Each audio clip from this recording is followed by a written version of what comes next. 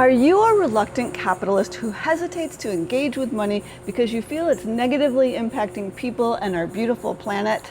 But instead, it's negatively impacting you by keeping you in debt or from learning and making informed decisions about money.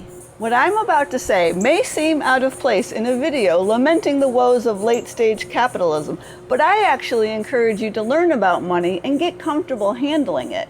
That's because financial literacy can be a very useful tool for systemic change and personal empowerment. The more you understand how money works and how you can wisely steward it, the more you can do to earn, spend, invest, and manage money as a force for good. Just because the greed, hoarding, and psychopathic tendencies of billionaires are so off-putting doesn't mean you can't rewrite the rules of money for your benefit and the betterment of your community. After all, money wields immense power in our modern society, so why not harness it to shape the better world you know is possible? By understanding money, you can build financial resilience, support community wealth, and help evolve a more just and sustainable world. My point isn't to encourage you to accumulate an excessive amount of wealth, but to get you to a place of financial stability. Then, instead of spending money to buy things you don't need to impress people you don't even really like, you can use your money to buy your friends amazing art, to tip the band, support locally owned businesses, invest in cooperatively owned businesses, and fund the revolution. You may just find that the more intentional you get with your money, the less of it you'll leak out into the harmful elements of capitalism that turned you off in the first place. Now, I'm not suggesting that if you're struggling to make ends meet in a low-wage job, that all you need to do is manage your money better. There are definitely systemic issues that need to be addressed, but if you continue to avoid paying attention to how money flows into and out of your life, you'll just continue to use it in ways that benefit those greedy corporations and billionaires more than you. And I'm here to tell you that paying attention to your money may be one of the most socially responsible things you can do. So let's dive into the 5 pieces of advice I have to help you build true wealth without losing your soul or destroying the planet. Number 1, overcome your fear of dealing with your finances. I understand that it can be intimidating and confusing to look at your various financial statements and bills to get a sense of your money landscape. But that's just what you need to do if you haven't already. Get clear on how much money you earn and spend monthly, as well as how much you owe in credit cards, student loans, and other debt.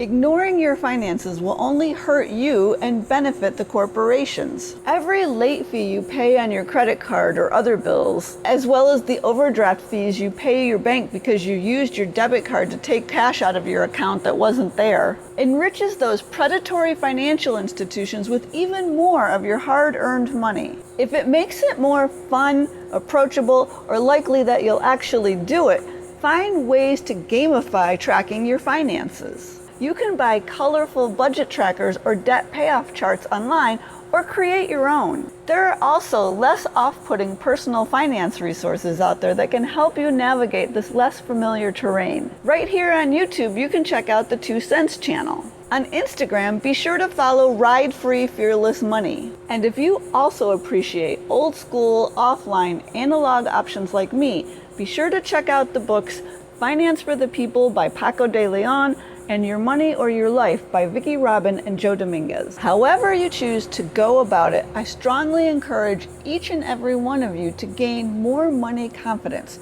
so you can feel more in control of your money and life. And if you want someone who shares your values to support and guide you through this process, you can always book a coaching session with me. I've included a link in the description below. Number 2, harness money as a lifestyle design tool. You also want to get clear on what a truly wealthy life looks like to you, not your friends, not your family, and not social media. Then you can reverse engineer your life from there, making decisions that move you in that direction. A great tool for that is a quality of life statement because it helps you clarify what you want your life to look like based on what matters most to you.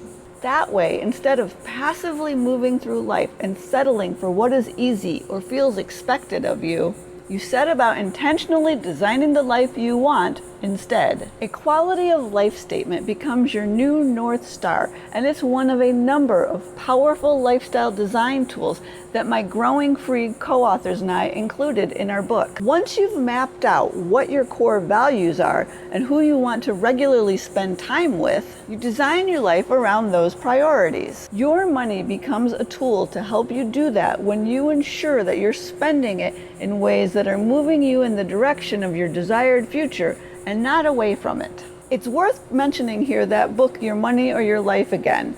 That's because it does an excellent job in waking people up to the concept of life energy and the reality that every hour you spend working is an hour of your life you've traded away and won't ever get back. This makes you much more inclined to evaluate your purchases based on the amount of time and energy required to earn the money to pay for them, and make more conscious choices about how you spend your money and time. Once awakened to this reality, you'll be much more motivated to design a less conventional and more fulfilling life for yourself that prioritizes the things that truly matter to you. Those things you identified in your quality of life statement. Number 3, find your regenerative right livelihood wind horse. Right livelihood is a Buddhist concept that refers to doing honest and ethical work that doesn't harm others. You can go further and give it a regenerative twist by pursuing work that heals our very depleted planet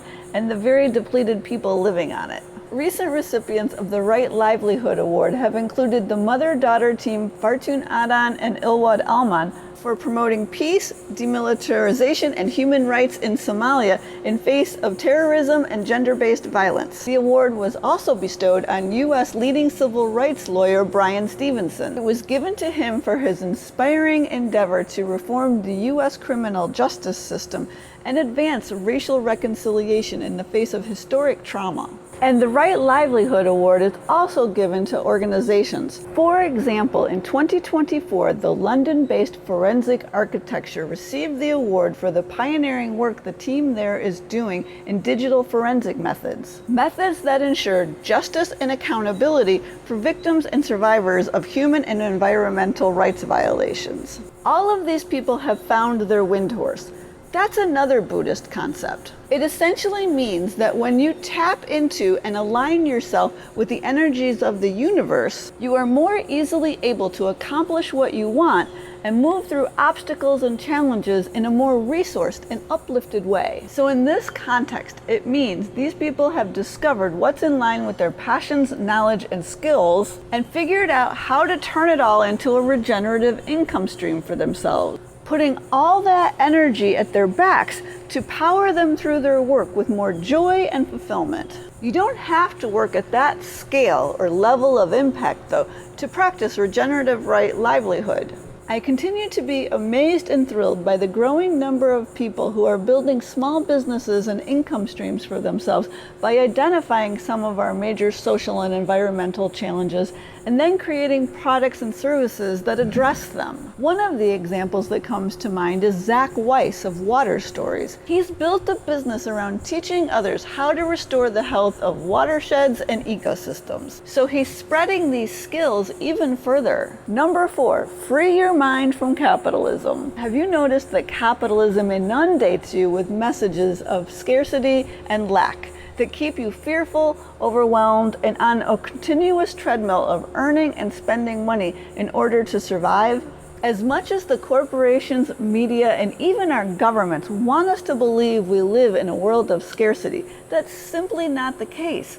We actually live in an abundant world. One of the sad impacts of capitalism is the toll it's taken on our beautiful imaginations. Your imagination offers you a phenomenal opportunity to connect with and tap your unlimited human potential. But being so disconnected from your own imagination keeps you from recognizing and tapping more of the resources and wealth beyond money that surround you. As a result, you more readily believe that false myth of scarcity that capitalism is imposing on you from so many different directions. This leaves you fearfully clinging to that job to earn more money, with little time to explore other potentially more satisfying ways to meet your needs. I suspect you too regularly sense hints of the true abundance that permeates our world.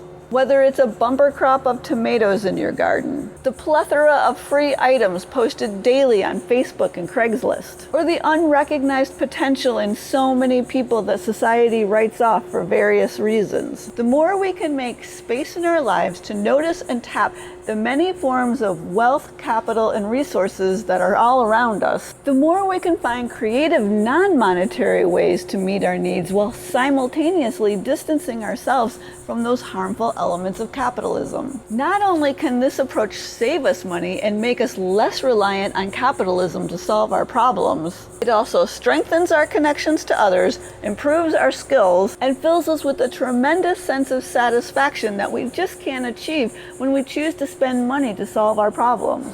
And lastly, number 5, develop a regenerative wealth mindset. Conventional wealth building is extractive, constantly extracting resources and energy from people and planet. Instead, we need to build wealth in ways that restore, repair, replenish, rejuvenate, and regenerate people and planet. Natural systems, on the other hand, are continually enriching themselves through synergistic relationships, interactions, and investments. We humans can incorporate more of that as well into our own wealth building efforts so that we achieve financial resilience for ourselves and our communities in ways that also enrich those ecosystems which we inhabit. It's still important that we think in terms of assets and investments, but not the harmful ones offered by Wall Street that are wreaking so much havoc. Instead, we want to focus on the regenerative ones that will transform our lives and our world. By that, I mean investing in things like useful skills that you can tap to earn or save money, installing rooftop solar on your home, or other energy efficiency investments that greatly reduce your utility bills, building community, and learning how to repair things so they don't need to be replaced so quickly. When it comes to investing in the more conventional sense, instead of placing money in the stocks and bonds of Wall Street that are supporting the very corporations that are destroying the future you are so diligently preparing for, you can invest in the more truly socially conscious options that are percolating off Wall Street. That might involve making a loan to a regenerative farmer through the Steward platform, or investing in Community Vision Capital, which uses investor money to provide local nonprofits and social enterprises with lines of credit as well as loans for affordable housing and community facilities. Taking control of your finances is actually one of the most radical anti-capitalist actions you can take. And while stepping up to money is an important part of the process, you're still missing the key element of designing your own regenerative personal economy. So be sure to watch this video next to learn how to create your own personal economy that will make your life even more resilient in the face of late-stage capitalism and climate change.